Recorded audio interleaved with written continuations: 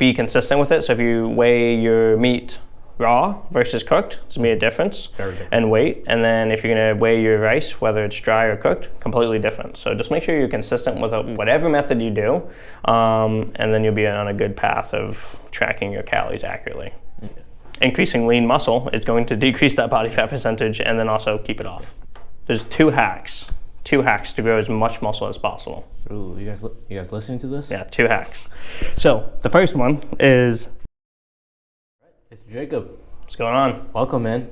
Glad to be here. Thank you very much for coming onto the show, and I've been wanting to actually do this for so I met you back in April or May. Yep. And I've actually wanted to get you on since then because I've worked with other personal trainers before, and your intro just wrecked me like nothing else did. Yeah. And I was like, oh, that's very interesting because you had me working out muscles that I didn't even know existed. Right. Yep. All right. So that full body workout, man, is tough. It's extremely tough, and so ever since that day, when I go to the gym, the obvious question when I just encounter whether it's strangers or friends or what are you working out today? I'm like, nothing but full bodies every time I'm at the gym. I don't know if that's a good thing or a bad thing. I think in your scenario, it's a great thing. Just because, I know you do jiu-jitsu, you do a lot of martial arts, so incorporating full body is in that sport, so incorporating that in the gym as well. And also, with your plan, I know you're not in the gym every day, so we got to make the most out of it when we are in there. Yeah. So. I'm not in that gym every day. Yeah, exactly. Yeah. All right. Shout out to Tampa Muay Thai. Oh, awesome. Yeah. There you go. All right. So let's just jump right into it. Yeah. What is it that most people get incorrect about fitness, about weightlifting, about training their body? That's a good question. So I'd say the most often people really focus on the things that make a small impact. So it's hard to just pinpoint one thing. But I'd say the biggest thing is trying to find that exact perfect set and rep range. And same thing with nutrition, trying to get the supplements exactly on point when they're not focusing on the bigger picture. So I'd say the biggest thing is people just focusing on the small things. So, can you give me some examples of the things that they're focusing on? Yeah, so for instance, which supplement should I be taking when they're not even tracking the macros, the calories, the bigger portion, their protein intake, and then they're not really managing their surplus or their deficit for calories. If they want to lose weight or gain weight, that's going to be a huge factor. And then when it comes to weightlifting, I see or just lifting weights in general, a lot of people like to follow Instagram and TikTok, and those workouts, say they work for them, they're going to work for me. So I'd say not individualizing it for them. So as far as just the calories and the intake is concerned, because my personal opinion is there's nothing more important than not just athletes, but for human beings than the food and nutrition that they put in their body. So which leads me to, we live here in America where there are so much chemicals and crazy stuff in our food that I don't even know what's in my food anymore. So I know you're not a dietitian, but could you speak to that a little from your perspective, from where you sit? Yeah. Just so I guess, I don't know if you know my background a little bit, but I do have a degree in dietetics. Oh, shoot. But I am not a registered dietitian. I went to UF for that, and then I also am a certified nutrition coach through Renaissance Periodization, and that's where I get a lot of my knowledge for hypertrophy training, just building muscle, leaning out, and then same thing with nutrition. So I guess going back to your question, in terms of, I guess, all the chemicals in food, and we live in America, so it may be a little tough. I know I follow a pretty loose rule in terms of you can enjoy that stuff, because ultimately the thing that's going to drive results is consistency. And so going from a diet that's full of fast food all the way to a very strict diet, say chicken, rice, and broccoli, the typical answer. I like incorporating those foods that may not be deemed healthy. I don't really categorize foods as healthy or unhealthy. There's foods that support your goal and foods that don't. But as long as 80% of your diet is pretty solid, whole food, you're probably on a good track. Okay. Is the food I buy at the supermarket as scary as Instagram and Reddit makes it sound? The food at the supermarket? Yeah, it's definitely not as scary as people make it sound. Because I know there's organic, There's GMOs, the scary word. It's not going to make that big of an impact. Okay, because one thing I've heard, and I have zero data on this one, so put my foot in my mouth. Yeah. People are saying broccoli these days has like 10% of the nutrition of broccoli from 10 years ago. Yeah, and I'm pretty sure that's the case. I don't know. Oh. But sure, it may not have as much nutrients, but you got to realize, broccoli versus no broccoli, broccoli's gonna have more nutrients. Yeah, for sure. so people, you can use that as an excuse. Oh, it doesn't have as much nutrition. Sure, but it has a lot more than. What are your other options? For in terms of nutrition, really any vegetable is going to be great for you, unless you have some allergen or you have some digestive issue with it. But vegetables are super important for just general health. Are they required? No. Oh. But they're not required. Now because there's other foods that can kind of supplement those nutrients. I'm sure you've heard of the carnivore diet, and that can kind of supplement.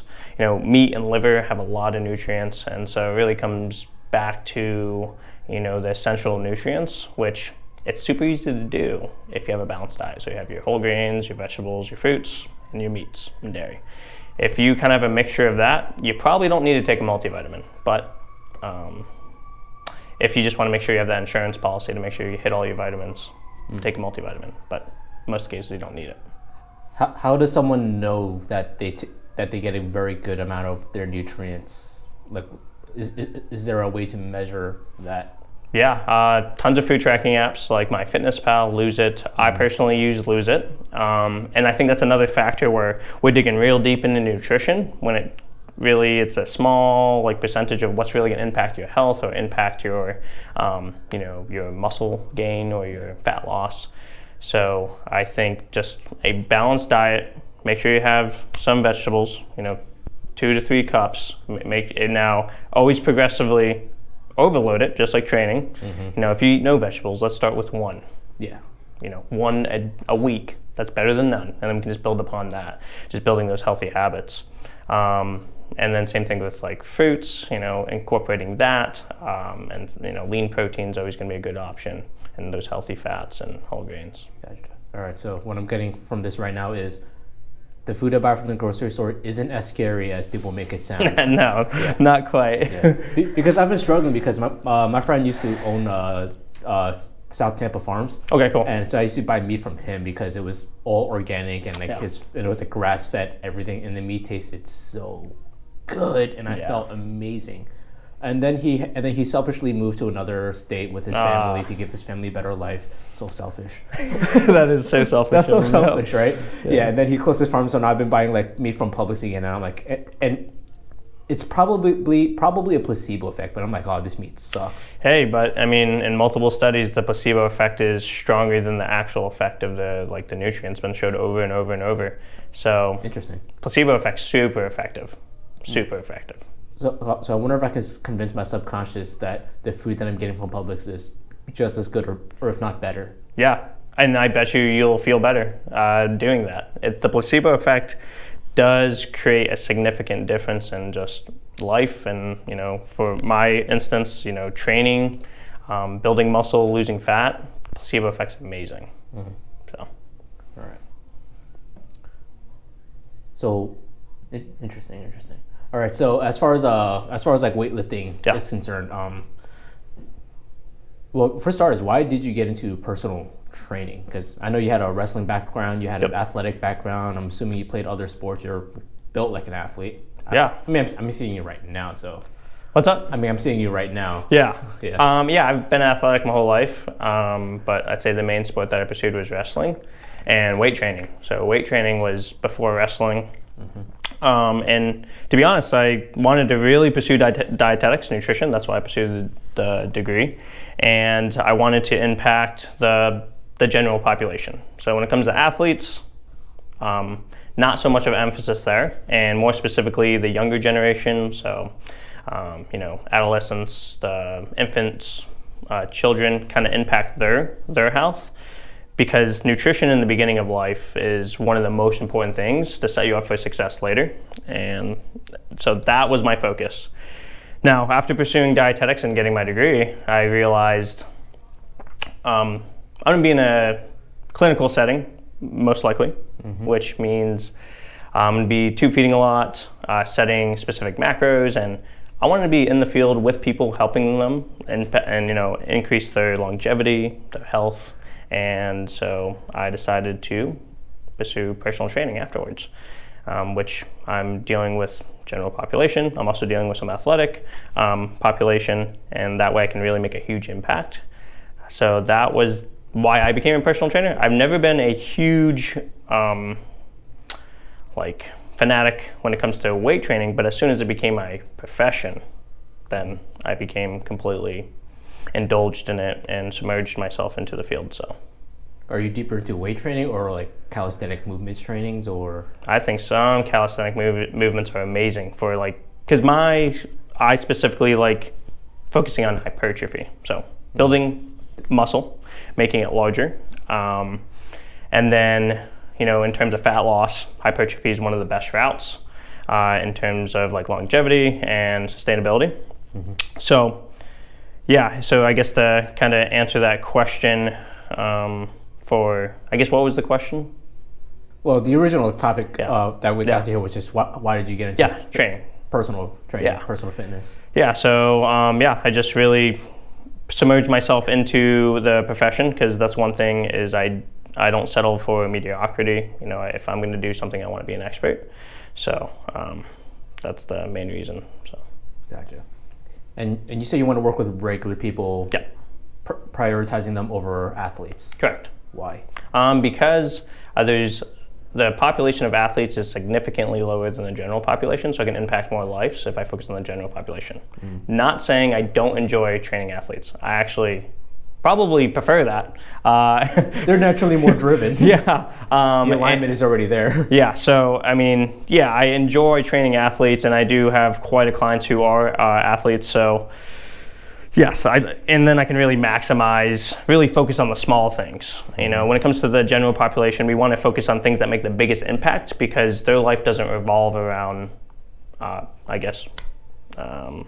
Yeah, athletics, or maximizing how much muscle they can build or how much fat they can lose. So instead, I drive them in a different direction where, hey, let's master the things that make the biggest impact. And if you're ready for the next step, we can get a little bit more in detail with it. But first, you got to show me mastery of this. And so most athletes, they master the basics. And so now I can really focus on the 5 or 1%. That's going to be the difference between first and second. So earlier you said that most people focus on the wrong thing. Right. What should people be focusing on then? Right. So I guess, in terms of, weight training is a very broad topic. So I like to really specify it. So let's just say hypertrophy. So trying to build as much muscle as possible, trying to get lean as quick as possible, trying to burn as much fat as possible. Okay. How does that differ from professional bodybuilders? Yeah, so that's more of the bodybuilding route. Okay, so that leads there. Yep, exactly. So there's multiple routes, but the two major ones are powerlifting. I'm trying to lift as much weight as possible in the most efficient way. And then bodybuilding is more focused on, hey, I'm going to try to target the muscle as much as possible. So you're going to probably use lighter loads, so you can focus on form a lot more. So in terms of the general population, I think a mixture of both is amazing. But hypertrophy, if that's the base of it, you're going to see a ton of results if your goal is to lean out. I'm trying to build some muscle, not trying to get too bulky, which is a lot of people's thoughts. Hey, I don't want to get bulky. I don't want to be a bodybuilder. Great. So let's go the bodybuilding route, but we stop, because building muscle takes a long time. Very long. But if you want to, build as much muscle as possible, which is going to increase your metabolism, keep that body fat off, and make you look lean, then definitely bodybuilding route. Because there's a lot of factors, but ultimately powerlifting causes a lot of fatigue and not as much stimulus as hypertrophy. And why is that? Because the load is a lot higher, and so the joints take a big beating. Usually, in powerlifting, you want to control the eccentric, but often you see in the gym, people aren't controlling the eccentric, so the tendons get a lot of stress, and that's what leads to a lot of injuries. I'm sure you know someone who's injured because of deadlifting. Yeah. I know a guy actually blew his back out on a deadlift. Exactly. And deadlift is one of the best movements to build overall muscle, especially for someone who's just getting into the gym. But yeah, it's very technical, so that's why it's useful to have someone there to coach you. But yeah, hypertrophy. So I guess kind of how do you exactly do that? What is everyone doing? I'd say there's two hacks to grow as much muscle as possible. Ooh, you guys listening to this? Yeah, 2 hacks. So the first one is adherence to a proper, measured, and scientific training and diet. Okay, that's number one. The second one is a copious amount of anabolic steroids. Oh. Those are the only hacks. Anything else that you're told, they're trying to get your money. Those are the two. If you do those two. Now, I'm assuming most people are like, hey, I don't want to do anabolics, and I'm completely with you. There's a lot of side effects of that. So if you're trying to do the healthful route, well, there's really the one option for trying to build as much muscle as possible. So that's going to be just adhering to a proper, measured, and scientific training and diet. I'm not saying you can do that without hard work. So basically, hard work will build you a lot of muscle. But if you want to build the most amount of muscle, you have to do hard work in a scientific way. So what is the scientific way of building muscle then? Yeah, that's a loaded question. So, so there's really 10 things that I wrote down because I know sometimes I go off tangent, so this will keep me on track, is if you want to train for maximum size and you want to do it fast, there's really 10 things. Now, this is good for someone who wants to lean out. I just want to get toned, which a lot of people want. They want to lose fat, build muscle. And if you're a guy and you want to get as big as possible. I want that beach body. Yeah, exactly. So this is the best way. So first thing is train 6 days a week. Now, you can see tons of results with 5, 4, 3, 2. But if you want to maximize, 6. The most, renowned competitive bodybuilders are doing 5, 6 times a week. Now, this is just because it allows you to train more frequency and go harder. You can specify specific muscle groups. I'm not saying that you can't see, that you will see a ton of results with 4, 5, 3, 2 times a week, but 6 if you're trying to really maximize it. So that's number one, just train 6 days a week. Yeah, it's tough, right? Yeah. So, I train martial arts 6 days a week, so. Yeah. I'm not going to get big and strong then. No, you still will. It'll take me longer. Yeah, exactly. So you're still going to see a ton of results. It just, if you want to maximize it, 6 days a week. Yeah. Simple as that. And I'm okay with that. And most people, I don't even personally right now, in my program, I guess my previous program, I only train 5. It's, it's based off your schedule and your life. I have tons of clients who train 3 or 4 times and see a lot of results. Okay, so the next thing, if you really want to maximize your results, so number 2 is you have to train each muscle about 2 to 4 times a week. Oh. If you're really trying to maximize how much muscle you build. So with your full body program that's doing 2 times a week, you're hitting each muscle group twice a week. So you're in that range. So if you're trying to work out 5 times, make sure that you're trying to hit a muscle group 2 to 4 times. Now there's a range. And the reason why is because some muscles groups just recover a lot faster. So there's smaller isolated muscles like biceps, triceps, calves, traps. They recover super fast. So realistically, if you're trying to maximize your growth there, you probably want to do closer to 4 times a week. And there's larger muscle groups, so hamstrings, quads, your lats. Those guys take a while. So it's really just based off your recovery. I do a lot of burpees. Yeah. I do. Well, actually, so at Tampa Muay Thai, we have this. It's one of the rules: are if you show up late for a class, nice, you owe the class 25 burpees. So what I do is say class starts at 8. I sit in my car until 8:01, and I walk in just to do burpees. Just to do burpees. Oh wow. Oh yeah. Oh, that's great. I don't know about that, but yeah. You're intentionally doing it, so they're like, we're punishing you. I'm like, okay, yeah. Sure. Yeah. So yeah, kind of going back to that second point, if you're really trying to maximize how much muscle you build, for biceps, an example would be one day, say Monday, you do Monday, Wednesday, Friday. So Monday, you do about 6 sets of biceps. Wednesday, do about 6 sets. Then on Friday, since you're going to have a longer rest time before you work out your biceps again, maybe do 8 sets. So that's the day where you hit the long recovery muscles. Yeah. Potentially. Yeah. And so it really depends on your focus. So that kind of leads into the third point. So the third point is intensity. So you have to train each muscle between 0 to 3 reps in reserve, and you have to do about 4 to 10 sets per workout if you're really trying to grow that muscle. And so I said a few words and acronyms. So RIR, that's reps in reserve. And so the best way to really explain this is when you're doing a set, when you rack it, that last few reps should be going up a little bit slower. So if you're doing each rep at the same pace in your rack it, you probably weren't very close to failure. And so that intensity, 3 reps in reserve, that's saying that you're 3 reps from failure. So, if I did 12 reps and I stopped and I said I had 3 more in me, that means I probably could have did 15. And then 0 reps in reserve mean that if I told you you'll die if you can't do another rep, you'll die because you can't. So it's just people just leaving money on the table then. Yeah. Quote unquote. So exactly. So it's that intensity. You have to include that intensity. Otherwise, you're not going to be maximizing how much muscle you're building. And then 4 to 10 sets per workout for each muscle so that you're trying to grow. So that's number 3. Number 4. I'm sure a lot of people have heard this term, but progressive overload. So adding some reps, adding some weight every single session. So maybe you did 20 pounds with lateral raises, you did 10 reps. Great.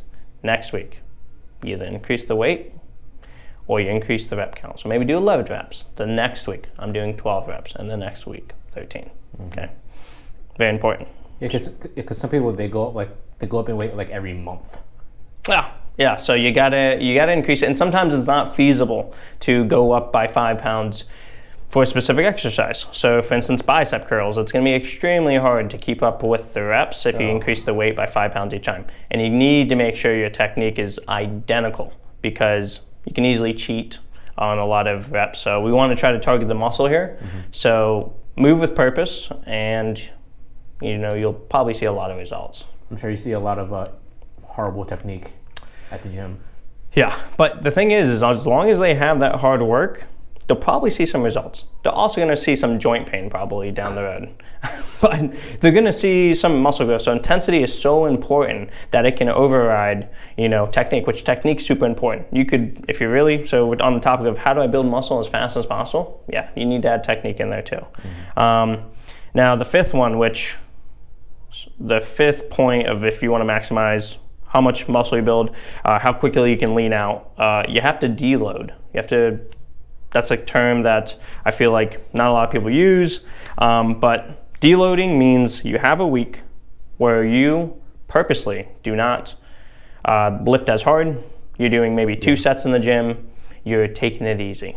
Now a lot of people go, I don't need to deload. No, that is so important. Okay. That's recovery. Yeah, so especially if you follow the first 4 points, you will need a deload when you're pushing that hard every single set. Now, if you're training 6 days a week, you definitely need to incorporate a deload.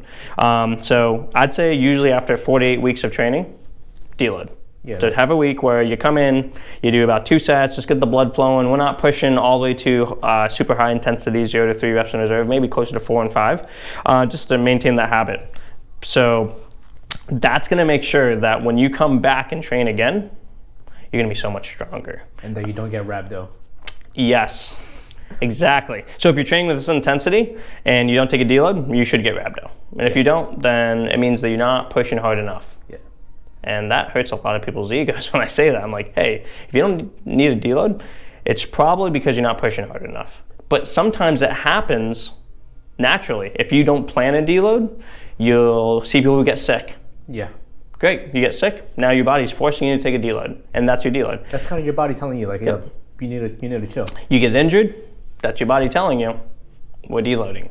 So a lot of people unknowingly deload, But it's so much more important to plan a deload so you don't have to deal with these injuries or sickness, and you can really come back stronger.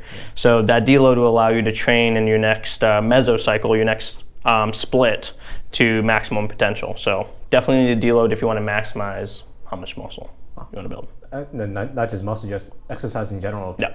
No, yeah, because sometimes every 3-4 months I just take a week off and I just chill. Like I don't even go to the gym. I'm just like relaxing, and then when I come back, I'm so much faster, so much sharper. Yeah. Yeah. So like.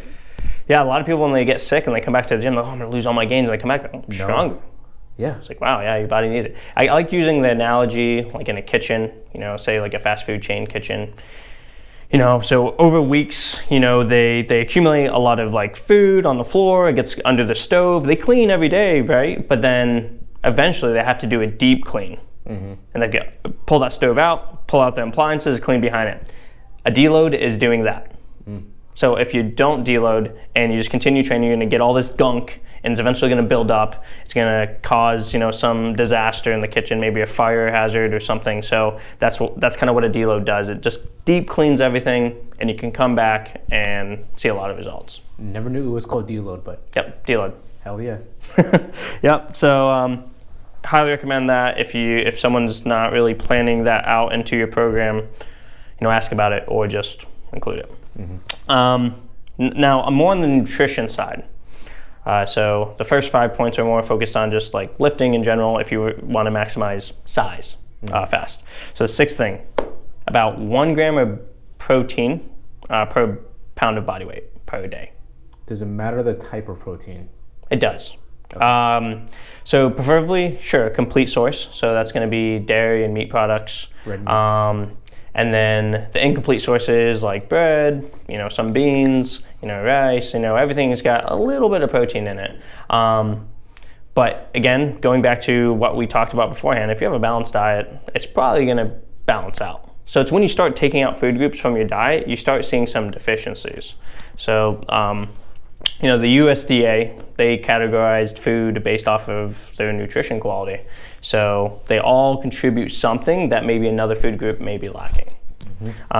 So any more than 1 gram of protein per body weight, you'll probably see some benefit. Anything less than that, you're probably missing out on some muscle building potential. So about 1 gram of protein per pound of body weight per day. Next thing, if you really want to maximize, so this is about maximizing how much muscle you build, you want to eat about 4 to 5 times a day. So you can totally intermittent fast and eat 2 meals a day and still see some results. But if you really want to maximize how much muscle you're building, 4 to 5 times is the sweet spot. Question on that. Yeah. Is it a calorie count or is it just a meal count? What's the science? So, for instance, let's break it down to macronutrient protein, okay? This one's pretty important for muscle. You want to space that out as evenly as possible throughout the day. So if you're going to have protein, it could just be just protein for that meal because the body doesn't do a great job storing protein. So as a result, once you're working out, 6 days a week, say you're following the steps and your body's constantly in the process of repairing and building muscle, which protein is the building block for that. So since the body doesn't store protein that well, and it needs protein for just, to break it down in amino acids to then create enzymes for other bodily functions, that's going to take priority first. Just the bodily functions that are required for life. And then it's like, okay, now that we have this extra protein, which is why I was recommending 1 gram a pound per pound of body weight of protein, because now that extra protein they can use towards building the muscle tissue or repairing it. So really spacing out the protein, between the 4 to 5 times. So say you weigh 160 pounds, you have 4 meals, you want to have about 40 grams of protein per meal. So I shouldn't just have like a 10,000 calorie meal all at once. If you want to maximize, how much muscle you build, okay. Yeah, you shouldn't. But now you're still going to see results. If you just hit your protein goal, you're doing good. Better than no protein. Yes. So if it's obviously your body's going to do a pretty good job on absorbing as much protein as possible in that one meal, because it's been fasted for 20 hours if you're just having one big meal. But that's one thing I recommend to people who intermittent fast and they really want to see some significant results. I say, maybe put some BCAAs in your drink. Because I fast from 9 p.m. Like after 9 p.m. I do not eat like religiously at all. Yep. Glass of water, right? Yeah. And then I don't. And my first meal is 11:30 the next day. Yeah. So I'm at the gym at like 7 o'clock in the morning working out. Yeah. So some people have their where they draw the line, what breaks the fast and what doesn't. Mm-hmm. So some people are okay with adding BCAAs into their drink. Mm-hmm. Some people are okay with drinking some calories like protein. But I mean, look at Terry Crews. He does intermittent fasting and he's completely jacked. That dude is he natural? I have no idea. So canceled. Yeah, I have no comment. But yeah, so really, if you want to maximize how much muscle you build, then yes, I would say try to eat 4 to 5 meals, spacing out your protein evenly throughout the day. Do you have to do that to see muscle gain? No. You'll see muscle gain without doing that. So that's just one of those points that definitely more meals is going to be better, spacing it out. That way you can constantly feed the muscle tissue, okay, and really just promote growth. What if I eat the same amount of calories, but I split it into like 5, 6, 7 meals? Just perfect. Okay. Yeah. So versus one meal of having, let's say, 2,000 calories versus 5 meals that have 400 calories, the 5 meals with 400 calories, you're going to see more results. Interesting. But sometimes that doesn't realistically work for a lot of people's schedule. Mm-hmm. For an athlete, I'm like, all I have to do is, train and, be better at my sport. So they can manage that. Mm-hmm. But I know some occupations, it just doesn't make sense. Yeah. So this is really getting to the nitty gritty. Hey, I'm trying to maximize. So let's see what can we do, and let's apply that. But for general population, I'd say some of this is just not realistic. If I got someone who's just got into the gym, all right, follow these 10 things, you'll see muscle growth. They will, but guess what? They probably won't be able to stick to it. So this isn't like a hard golden rule. These are just you should, but you won't die if you don't do that. Right. So these are pretty hard rules if you want to maximize. Yeah, because I'm trying to punch people in the face as hard as I can. Yeah. So if you really want to punch someone as hard as you can, following these things will definitely get you there. All right. Like they will maximize your force output. All right. Which if you build muscle, it's as long as you have mobility still, you're going to punch someone pretty hard. All right. Cool. So Terrence Crawford, I'm coming for you. So that's number 7. There's 10 of them. So the 8th one, if you're trying to maximize how much muscle you build as fast as possible, you have to eat in a surplus. You have to eat in a 250 to 500 calorie surplus. That's kind of the sweet spot for most people. A day. So say if you consume 2,000 calories a day and you'd maintain your weight, that's your maintenance calories. That's how much calories your body needs to run, to run bodily functions, your liver, your heart, your brain, to think, that's 2,000 calories, all goes to just maintaining your physique. Now, to build, we have to add some extra calories. If you add 100 calories, it'd probably take a long time and they actually see results. So like, I don't know what's happening. So if you do too small of a surplus, you're not really benefiting as much. If you do too much of a surplus, what's the dirty bulk? The people who consume 1,000 calories, you're just gonna get really fat. Yeah. And you can build muscle too, but you also can get really fat. And I know most people don't want to do that. And so in the middle range, 250 to 500 calories is a great place to start to create that calorie surplus because it's gonna cost some energy to build that muscle tissue. How can I accurately know my calorie intake? Because I've used the apps that you've mentioned, but I just because I do a lot of meal prepping, right? And I'm like there's zero way that Lose It knows what calories are in my food that I prep at home. Yeah, it's tough. I'd say, a food tracking app is one of the best ways to do it. There's always going to be inaccuracies. Yeah.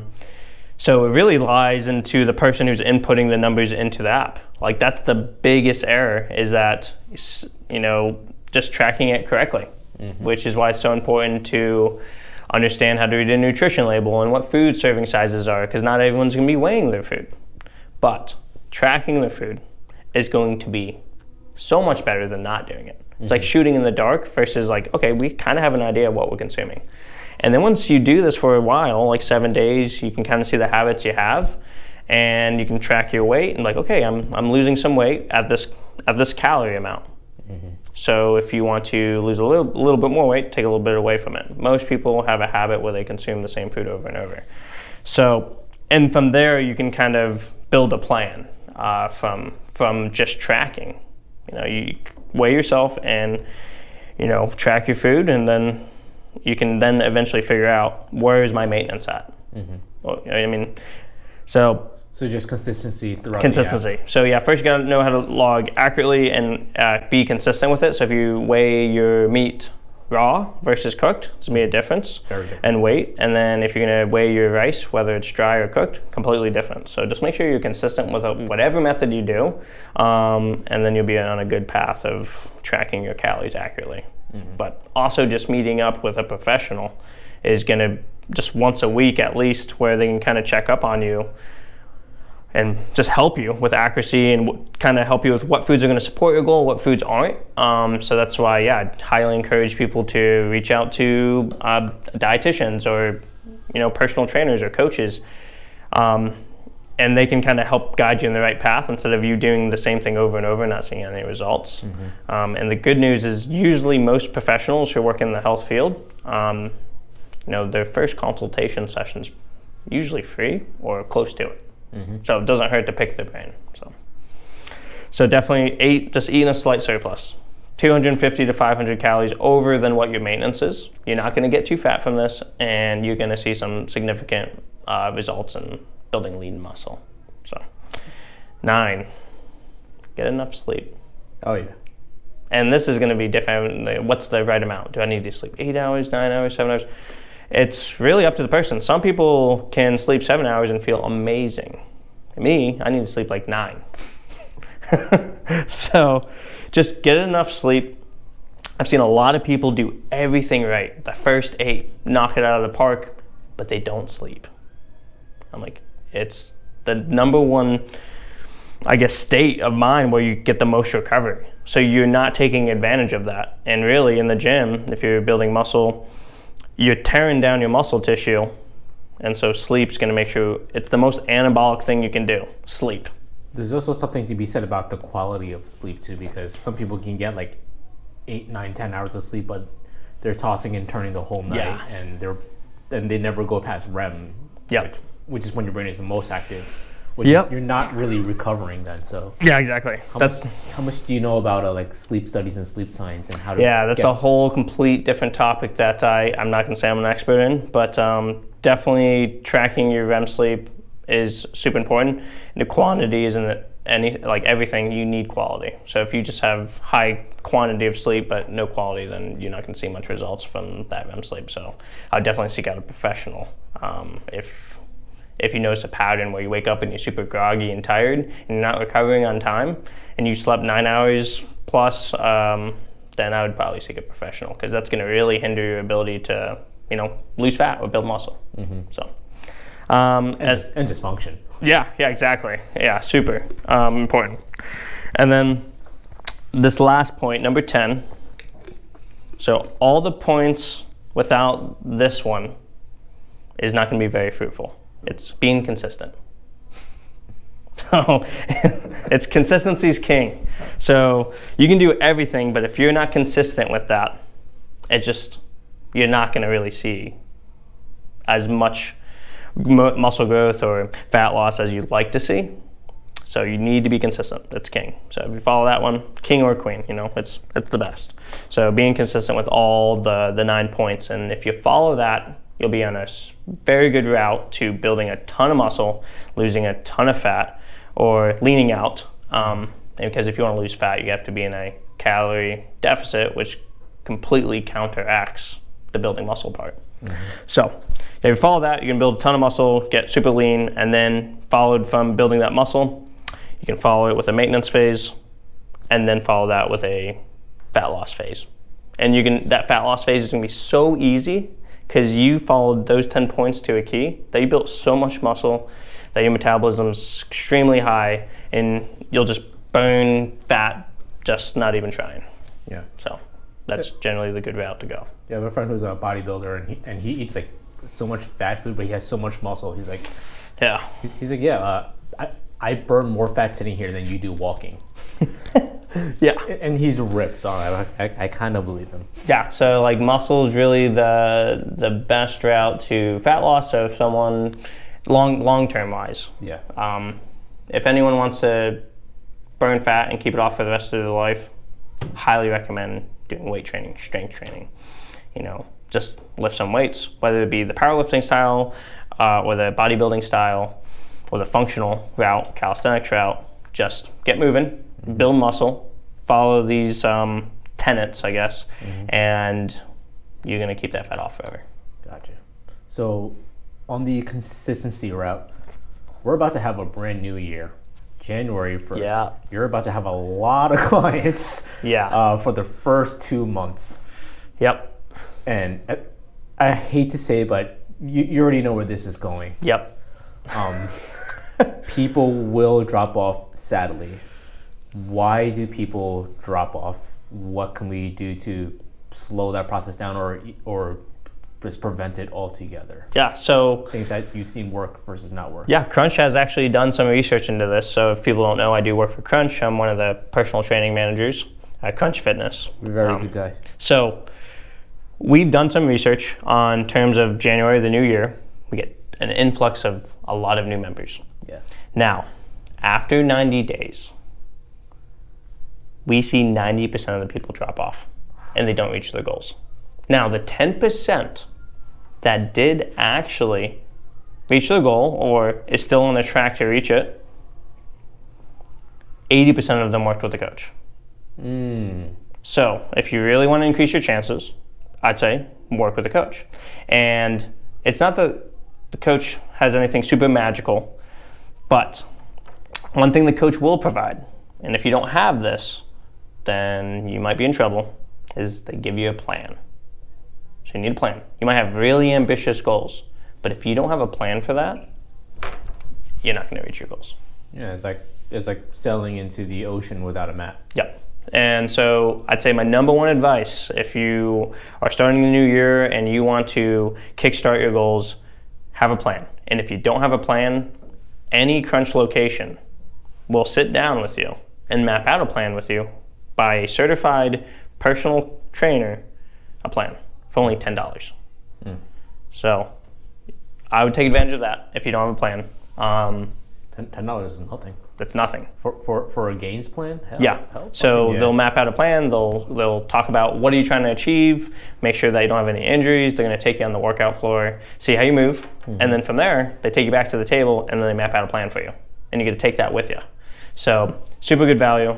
It's, as far as I know, I don't think there's really another fitness franchise that does it the way we do. So highly recommend going to a Crunch. I know I'm biased. I work for Crunch. But it is a really good value. Like I've never been in any industry where we provide this much value for only $10. So it's only for members. Yeah. So that's another thing. You got to be a member. And they always have specials going on. So make sure to check those out. Yeah. So and I think the other part is just having a coach versus having a friend that you work out with gives you a level of accountability. Yeah. Because going with my friend, this is just in the past of going to the gym. It's it's so easy for like one friend within the group, whether it's 2 people or 5 people or whatever, to just drop off, and that's just a fast domino effect. Yep. Versus having a personal trainer, someone who actually holds you accountable. Like you don't have a prior relationship with this person. So the one that you establish right there on the spot is one of like, I'm gonna work you, but you have to give me exactly what I give. What I give you. And sometimes people just need that extra motivation. So I mean, a coach at Crunch is going to provide not just value in terms of, hey, I'm giving you a plan, but they're going to teach you how to follow that plan, how to do those movements that are specific for your goals. So it's not just a plan, it's a specific plan for you. Because, I mean, even if you don't pursue the in-person coaching, I highly recommend go online and find a plan. So at least just have a plan. That's step number one. Now, if you work with a coach, they're going to have a personalized plan for you. And they're also going to map out nutrition. They're going to help you track food, how to understand nutrition labels, help you kind of design a plan that fits your lifestyle and not something super strict, because it's a lifestyle change. If you're trying to, I'm assuming that most people don't want to just reach their goal, but they want to reach the goal and stay there for the rest of their life. So they help you develop that. And then in terms of cardio plan, they're going to map that out for you. And same thing for mobility and flexibility. So those 4 big components, you know, any Crunch coach. Can you say those 4 components again? That's strength training, nutrition, cardio, and then flexibility and mobility. So they map out those 4 components for you during the kickoff. And then they base that off of your goal, and then they base it off of how you move. So once they see how you move, they can say, okay, I highly recommend doing this movement because we had some instability here. And then you can just use that, you know, throughout your training. So the coach is going to provide a plan, but also motivation, accountability. You know, they're not going to let you fail. So if you really want to achieve your goal, highly recommend doing the kickoff. It's called the kickoff. Yeah. So that it's just a 1-hour session. I did it. Yeah. You kicked my ass. He's like, how you feeling? I'm covered in sweat. I'm like, oh yeah, that was easy. Everything hurts. Yeah. And then you look at me like, I know you're lying, you motherfucker. Yeah, I love when I say, hey, how was that? And like, oh, it was fine. I was like, let's go through another round. And I'm like, no, I'm good. It's like, I'm good. I was like, okay. Oh yeah. So. All right, perfect. All right. So as far as like goal setting is concerned. Yeah. Is there such a good thing? Is there such a thing as good goals and bad goals? Sure. I'd say there's smart goals and there's not so smart goals. But smart as in SMART, the acronym. So you want to make sure that if you set goals, you make it specific. That's what the S stands for. You want to make sure you can measure the goal. That's going to make it easier to attain. So if you're like, oh, I want to lose body fat. That's a great starting point, but now we need to break it down. Okay, but let's be more specific. How much body fat would you like to lose? All of it. Say that's the first point, and then you got to be able to measure that. So right off the bat, losing body fat, we can measure that. So we have body fat scanners provided at Crunch, and then. So I think I'm 17 right now. Right. So. So if you wanted to drop your body fat percentage, you know, you just want to make it measurable. You want it attainable, so you want something that's realistic. You know, I want to be 1% body fat. It's like, well, that's not sustainable. That's not realistic. You're dying at that point. Yeah. And you're on stage, you know, competing in a bodybuilding competition. So like realistically, like that's not gonna be something that I'd recommend. So there's certain foundations of, you know, setting smart goals, which again, I'm hyping up Crunch, but just that's fine. Working with any coach. I would assume, you know, outside of Crunch, they're going to help you set up those very specific goals so we can attain them. Something simple as eat 3 vegetables a week. Because if you're not consuming any vegetables, I'm not going to say you have to eat 3 servings of vegetables every day. You have to start small. So setting small, specific goals are going to make sure that, 1, morale is high and that it's reachable. And so that's kind of, and I just keep on hyping up Crunch because we have a very specific process. We're very selective on who we bring on as a coach, and we want to provide the absolute best service. So I know every single Crunch coach is going to provide you a specific goal, a SMART goal. So in terms of setting that up, yeah, follow the SMART acronym. Gotcha. Versus a not smart. Yeah, which is, yeah, exactly. Yeah, not smart goal, which is like, yeah, I want to feel better. Which, yes, that is a great goal. But let's kind of like define exactly, what does feeling better mean? When did you feel your best? And sometimes you'll find it's when you're at a lower body fat percent that most people feel the best, because having that extra body fat can put a lot of stress on the body, puts you at higher risk for certain diseases, such as cognitively. Yeah, like cancer can increase, high blood pressure can be relying on medication, and it's been linked to body fat percentage, not so much just weight. So I know some people are like, oh, I don't really care about the number, and I'm like, I'm with you, man. But one number that is going to be important is that body fat percentage. So increasing lean muscle is going to decrease that body fat percentage, and then also keep it off. Yeah, I'm trying to get to like 12. 12. Okay. Is that good? Yeah, that's good. That's typically, I'd say like 10 to 15 is a pretty elite level for males. I know everyone's like, oh, I'm below 10%, but 10 to 15 is pretty good. Okay. Yeah, I'd say that's very good. And athletes for males are going to be 5 to 10%. Now, this is going to be completely different for females. It's a completely different range. They have their essential body fat. If you're below 10% for a female, you're probably like one of your systems is probably shutting down, like your menstrual cycle is going to shut down. So yeah, that's different. So you don't want to get that low for a female, at least long term. I know for competing, it's a little bit different. Yeah. And as far as like in my specific case, the reason I chose 12, and I talked with one of my my gym buddies at Tampa Boys about this, is because and you used to wrestle, so we have to do this dumb, horrible thing called weight cutting. Cool. Yeah. And if I'm below 10, he says that according to him, and he's been doing this for like 30 years. He's been fighting for 30 years. He said if your body fat is too low, cutting weight becomes very dangerous. Yep. So. Yep. Exactly. All right. So yeah, I know when I wrestled, I got down really low, but I got a skin caliber test. And it was only a 3 site when I got it done, but they said I was 4% body fat. Woo! But you're a lean ass motherfucker. Yeah. Well, I was the same height, and I weigh right now around 165 to 170, and I'm 5'6". So when I wrestled, I was 125. Dang. So, but also I didn't have as much mass too when I wrestled. So that was high school, right? Yeah. So I didn't really wrestle. I didn't wrestle in college. When I went to college, I just focused on studies. But yeah, in high school, I think I naturally weighed around 140, 145. So I just cut. That's still a hard cut. 20 pounds. Yeah. And wrestling, they're doing same day competitions. Yeah. So the good thing is that I would cut the summer. I would start the cut at the end of, I guess, spring, and then all the way through summer. And by the time it hit fall, I was weighing 125 to 130. So I just do a slow cut. So following these principles, being in a deficit. So I wouldn't really cut body water, because I know a lot of wrestlers just sweat it out and then they gain it all back. I just did it the right way. So that's why I was so lean. Because losing water weight actually makes you more fat, because water weight is actually lean muscle, lean tissue. I know some fat martial artists. So yeah, I think that's really what sparked my interest into dietetics and nutrition is, do it the slow, do it the right way, and if you do it that way, you'll be able to sustain that and keep it off.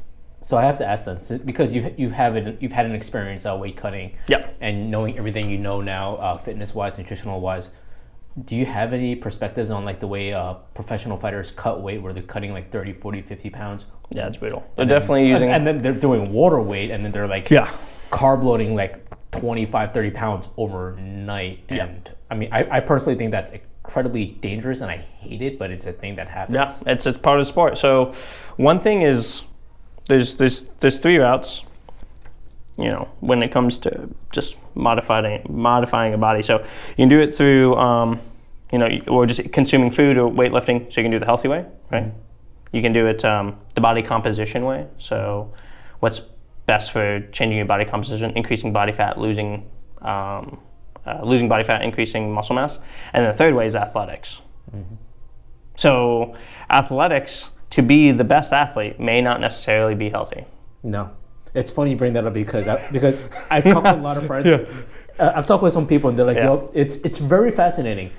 The bodybuilder you see on stage and also the fighter that you see at the weigh-ins, they're both very unhealthy. Oh, yeah. They look ripped and amazing, but they're in the most unhealthy at that moment. Right, yeah. They're malnourished, they're dehydrated, they're like one step away from death. Yeah, exactly. But they look amazing. Yeah. So when it comes to like athletic performance, Typically, you have to sacrifice some health to maximize your results. So, yeah, then a lot of people are like, oh, an athlete, that's the epitome of health. It's like, no, it's not. It's not at the highest level because they're pushing themselves past their limit. Now, I'd probably argue that an athlete that's doing that is probably in a lot better shape than the general population. Yeah, because they said, I don't know. Yeah. Well, Netflix. So, like, yeah. So that's my thoughts on, what when a UFC fighter or MMA fighter, they lose 30 pounds. Yeah, but for competition, that's going to be huge. Because now when you go into that ring, you're 30 pounds heavier or 20 pounds heavier than the actual weight class. Yeah. And be an absolute monster. And that's the same thing for wrestling. Same exact thing. And the other part is if I don't weight cut, I get I walk at 155. The guy who's fighting 155 walks at 180, 190. Yeah. Yeah. I'm not trying to fight that guy. Exactly. Yeah, hell no. I'm running from that guy. Yeah, usually drastic changes to the body aren't the greatest for health. Usually. That's a good rule of thumb. But it's something that we have to sacrifice if we're in that world, whether it's bodybuilding or fighting. Oh, absolutely. So yeah, there's multiple routes. I mean, what's best for body composition change, may not also support health. So if you're trying to lose as much fat as possible, you can do it routes that aren't the most helpful. I mean, you can lose, I tell people this all the time, you can lose body fat by only eating McDonald's, only eating Twinkies. You can gain muscle only eating Twinkies, only eating McDonald's. Now, it's not healthy. You probably see some suboptimal results from the lack of protein from Twinkies, but McDonald's has some high protein sources. But you can totally do it. Now, I think for overall body composition change, trying to lose fat, build muscle, health is super important because you want to maintain that physique long term. But yeah, I mean, it's more complicated than calories in, calories out when it comes to fat loss, building muscle. It is a little bit more complicated than that, but that is the big sum of it. If you can master that, you're going to see the majority of your results. Majority. So I hear a lot that like the way to lose weight is not in the gym, it's at the dinner table. Yeah, I mean, so it's a formula. So I could create an Excel formula or for it, but it's a lot of factors go into what's calories in, so the food you consume, and then calories out. So that's exercise. There's a couple factors that go into what's calories out, but you have your basal metabolic rate, which is kind of your genetics kind of determine that. So that's why, I have a low metabolism or I have a high metabolism. So there's a variance. Sometimes it's up to 500 calories.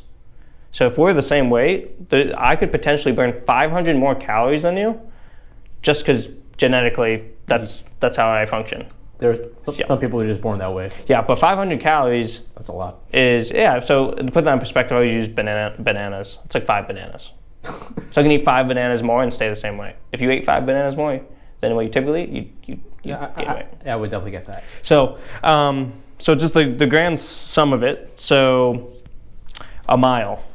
I like to put this in perspective because calories are kind of abstract to some people. Yeah. So in terms of like walking a mile, which is about 2,000 steps, on average, depends on your body weight, you burn about 100 calories. So if you think about it, a banana is 100 calories. Walking a mile is negative 100 calories. So you would have to walk 5 miles just to burn 5 bananas. Or you could just not eat 5 bananas. Or I can do both. Yeah. And I could be negative 5 bananas. Yeah, exactly. So the thing with that is I don't like using cardio as a tool for fat loss. Oh. I like using cardio as a tool for health because it's probably the single best thing you could do to improve your health, your cardiovascular health. So cardio, I'd say it can be a supplement for fat loss, but really you gotta key in your nutrition. You do not wanna be doing hundreds of hours of cardio just to battle your diet because as soon as you stop doing those miles of running, you're gonna increase weight. So we gotta build these habits. A lifestyle. Yeah, and one thing that really helps with that, which is when it comes to fat loss, I'm like, focus on strength training. Okay, it's not going to burn as many calories as if you're doing cardio, running, walking, but long term, it's going to build the muscle mass, the lean muscle tissue that's going to make you look toned and firmed, and it's going to increase your metabolic rate, your metabolism, higher long term. So now, if you pack on like 5 pounds of muscle, let's say you can consume 2 extra bananas and not gain any weight.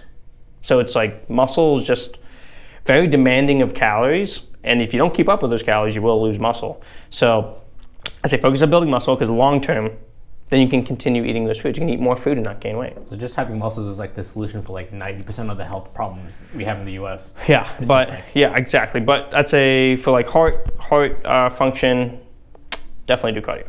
Definitely for health. Yeah. Probably, if I had to argue what's more important, cardio or strength training, I'd probably say cardio for health. But strength training, if it can be used as a tool to lose body fat and decrease that body fat percentage, then your health markers are better. Yeah. So indirectly, strength training, you can improve your health markers for body fat percentage. People just need to get out there and just move more. Oh yeah. Yeah. Yeah, and it's tough because you got to think, they have a busy life, so it's tough just telling someone, hey, just eat less, move more. Like, that's probably a slap to their face. It's like everyone knows, like, oh, gotta eat more vegetables, oh, I gotta eat protein, I gotta work out, I gotta do this, and it can be overwhelming, which is why so many people fall off, like we were talking about, when they join the gym for the new year, because it's so overwhelming and there's so much misinformation out there, which is why having a plan is so important, directing you in the path to show you what's most important. Because yeah, we can get down to like, oh, what type of food do you eat, when you eat the food, what your macros look like. It's like there's certain things that are just much more important than focusing on, oh, what supplements am I taking? So it just kind of takes their energy, their will to reach their goal, and puts it on a path that's going to reach it, which is so important. So like, so many people are so ambitious. Like, I'm sick of being in this specific body. I want to improve it, make my life better, but they don't have a plan. So you need a plan. Why are people so resistant to getting a personal trainer? Well, I think also, for Crunch, it really comes down to the value and the cost. And that goes for anything. If you don't see the value in this apple juice, you won't buy it. It's probably more expensive than other apple juices. It is much more expensive than other apple juices, but it is so freaking good. Right, but you see the value in it. Yes. So you're going to invest in that. Yes. So I think sometimes, that's the case, is if they just don't see the value in the product. Like, oh, I don't need it. And so most people just don't invest in things that they don't see the value. So that's the majority of the case. So it's a little disheartening. Yeah. And it's the truth. Yeah, it's the truth. It goes for everything. So, it's a value versus cost thing. And the great thing with Crunch is, I like to use this example. So if I had a pill and I said, if you don't take this, you're going to die. I'm going to eat that pill. Yeah, so no matter what it costs, right? Oh, yeah. So I'm like, hey, it's $1,000. Yeah, you're going to buy it. Yeah. Because now you see that this is the difference between life and death. So when it comes to coaching, I don't think a lot of people understand how important having a plan is. And so, I don't need that. I know what I'm doing. I have Google, I have YouTube, and I'm with them. I'm in that same boat. Like, I'm doing it on my own. I have access to Google. However, you got to realize how much time and effort you have to put in to develop a specific plan for you when you have a coach who's an expert that's going to map out a very specific plan for you. Yeah, I love it. I go to the gym. I don't have to think. Someone just tells me, all right, hit this machine. Done. Hit those barbells. Done. Hit these dumbbells. Done. Go lie on the floor because you're dead. Done. That's a very important step. Yes. That's in the program. But yeah, you got to think for top athletes. They all have coaches. Every single one has coaches. All of them have coaches. LeBron James has like 12 coaches. That's LeBron freaking James. Yeah. Yeah. So when someone says, I don't need a coach, it's more about the cost versus value, or they just don't know the cost. Or they're afraid. Yeah.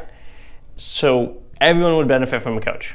It's just whether they see it's equivalent to the cost. So, and if someone ever wanted to pursue coaching or kind of had an idea of like, oh, you know what, maybe I'll try it out. I'd recommend, if you're a member at Crunch, talk to the front desk, talk to the coaches, all super friendly. Like, hey, I'm interested in the kickoff. Because then you can see what it's like, and it's not a huge investment. It's only $10 one time. See how you like it. And if you don't like it, cool, walk away. You gained a lot of knowledge from that. Take that with you and apply it to your training. So. Gotcha. So this was like definitely a whole lot of knowledge, and props to you guys if you guys made it all the way through, because this was definitely information dense. What's the give me some like what is like the most important things people should take away from this conversation that we're having right now? I'd say map out a plan. Map out a plan. So whatever goal you have, fitness or not, you need to have a plan. You might have all the willpower and excitement to achieve that goal, but if there's no plan for that, it's not going to be reached. Okay. And willpower is overrated anyway. Motivation is overrated.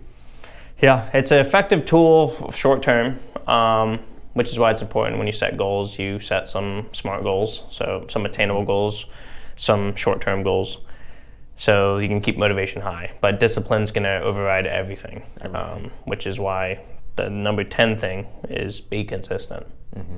And it's definitely by far the most important thing, because with anything in life, whether fitness, you're working, or just being there for your friends, family, significant others, without discipline, without consistency, everything falls apart. That is true. And I think, there's probably a few people out there that's like, hey, I want to know more about this. So I got certified through a company, Renaissance Periodization. What is it? Renaissance Periodization. So they're focused on athletes and bodybuilding and non-bodybuilding athletes. So just, if you're curious and you want more information, they have a ton of free material on YouTube, on their website, tons of free stuff. And that's where I digested a lot of my information.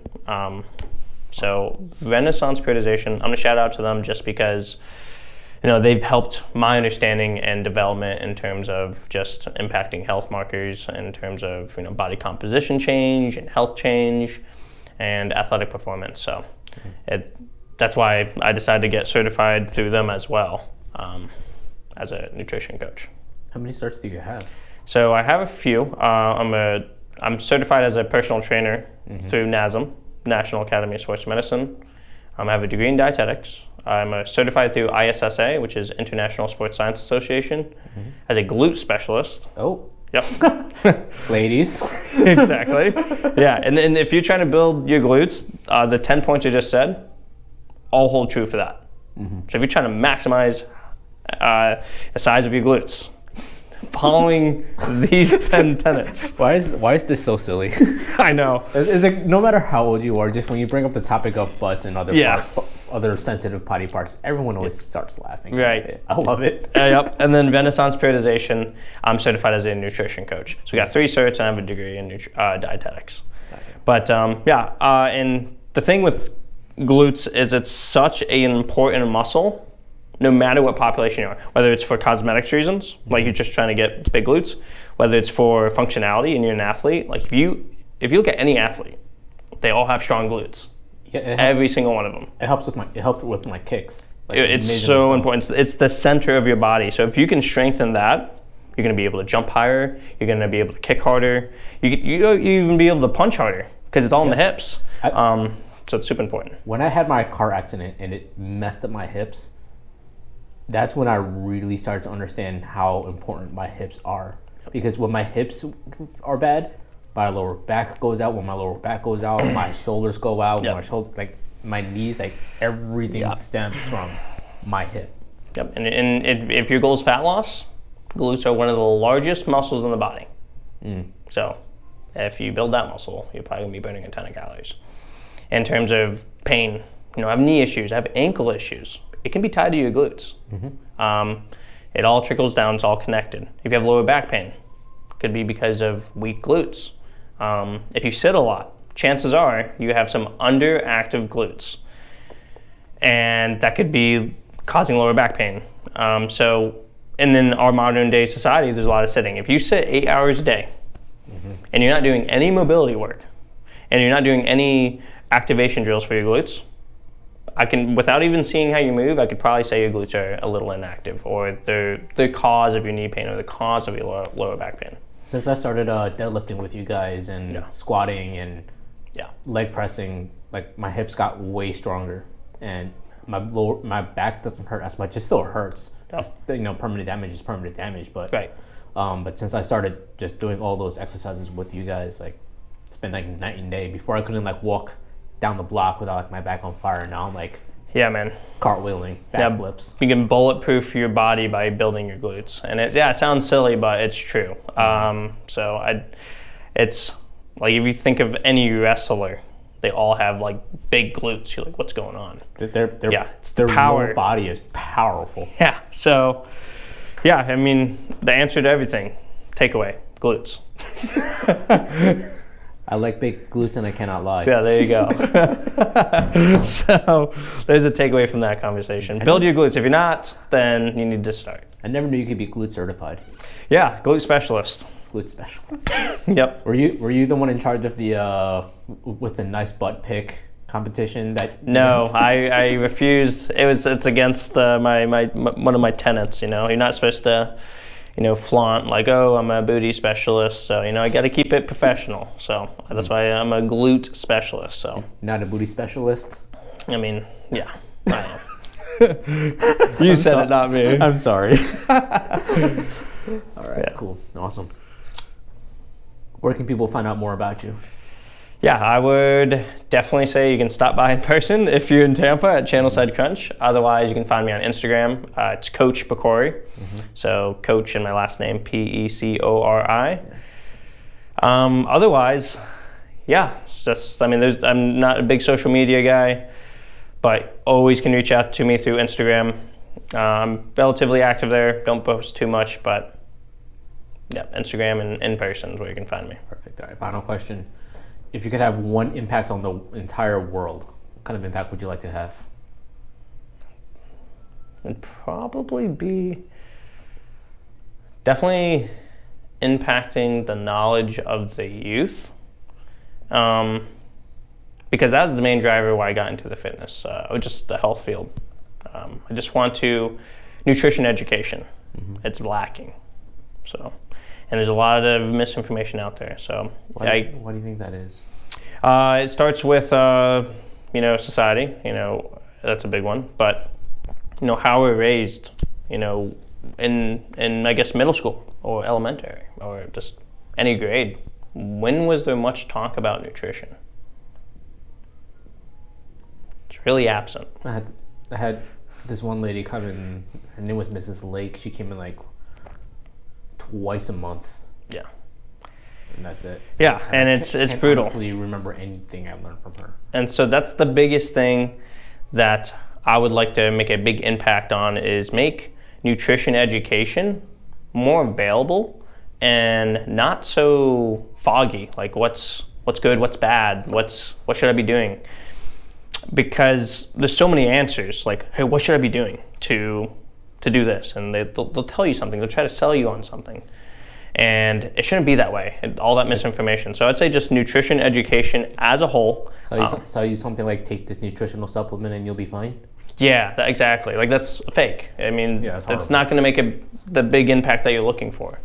So it's about habits, setting goals,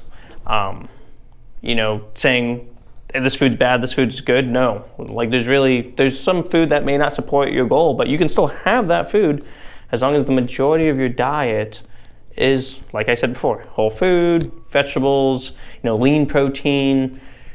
If the majority of your diet's that, you can totally have Dunkin' Donuts. You can totally have ice cream. I eat frozen yogurt every night, almost. I only eat frozen yogurt because it doesn't upset my stomach versus ice cream, so I can have more. So I get more frozen yogurt. When I'm on a cut, I'm still eating frozen yogurt. I'm obsessed with it. So it's more of just making sure the majority of your diet's fine. It's all about the dosage. So when someone's like, oh, that's bad for you, it's like sucralose. It's all about the dosage.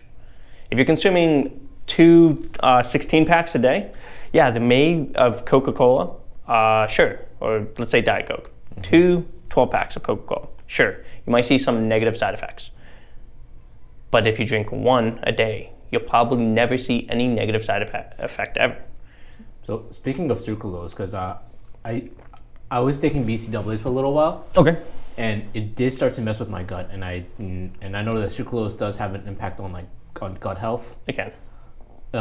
And when I stopped taking the BCAAs, again, I don't know if this is placebo or not, my gut health improved. Yeah. And yeah, that's another factor to consider. Mm-hmm. It also, you got to take into consideration the whole diet. So if the majority of the diet is, you have decent amount of sucralose, you can see some side effects. But by the WHO organization, sucralose is generally regarded as safe. World Health Organization. Yep. All right. So it's all about the dosage. You drink enough water, you'll die. So yeah, it's about the dosage. 100%, yeah. So vitamin C, great vitamin. You consume too much of it, you will probably be on the toilet. Perfect. So well, not perfect. You like that? Now we're talking. Yeah. That's why you're the booty specialist. No shit. Ah, nice. Hey. We love puns. Horrible dad puns. All right, cool. Perfect. Any closing statements? Make a plan. Make a plan. Make a plan and be consistent and be accountable. There you go. Perfect. Thank you very much. Yes, sir. All right, brother. Yeah, it was a pleasure. Oh, it's a pleasure. 150.